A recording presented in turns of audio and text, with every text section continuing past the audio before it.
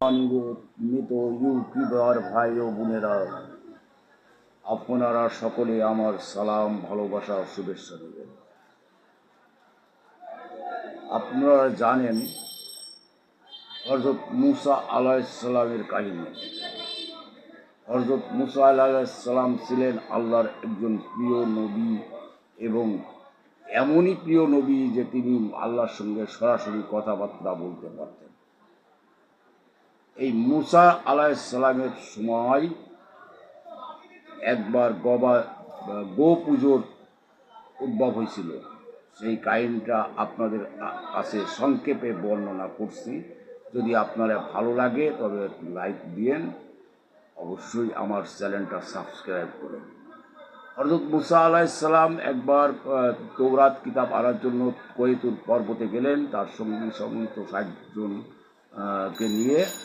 কিন্তু তখন কিতাব নাজিল হতো আসমান থেকে সরাসরি লিখিত, কিন্তু তিনি অনেক দিন সেখানে অপেক্ষা করলেন, কিন্তু কওমের ভিতর ফিরে আসলেন না। এই সময় একজন মুসার কওমের লোক, যিনি প্রতারণা করে নীল নদের হযরত জিবরাইল আলাইহিস সালামের পায়ের ধুলো নিয়ে এসেছিলেন। তিনি একজন স্বর্ণকার ছিলেন, সমানি। তিনি একটা স্বর্ণের গরু বানাইলেন। কীভাবে বানাইলেন সেটাও প্রতারণা করে নীল নদে যখন ফিরআউনের সৈন্য সামন্তরা সবগুলো ডুবে মারা যায়, তখন মুসার কওমের লোকজন ছিল দরিদ্র, তারা ওদের কাছ থেকে স্বর্ণের যেসব জিনিসপত্র ছিল, পাথর, দামি পাথরপত্র ছিল, সেগুলো গ্রহণ করে।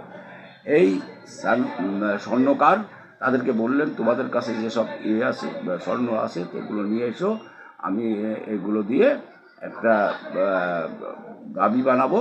সেই গাভী পুজো করলে হযরত মুসা আলাইহিস সালামের ধর্ম আমাদের পালন করা হয়ে যাবে। সেই রূপ সে করলেন।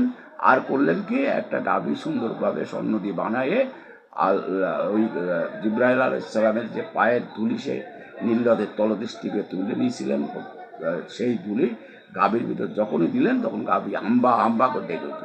এটা অলরেডি একটা কার্যক্রম সে এই জন্যই তুলে নিয়েছিল। তার দ্বারা গো পূজা বা গবাদি গো পূজা বা গাভী পূজা পৃথিবীর বুকে প্রথম আরম্ভ হয়। এখান থেকেই গো পূজা আরম্ভ হয়েছে। পরে হযরত মুসা আলাইহিস সালাম ফিরে এসে তার কওমের লোকজনকে অনেক বুঝায় এবং ফিরে আনে।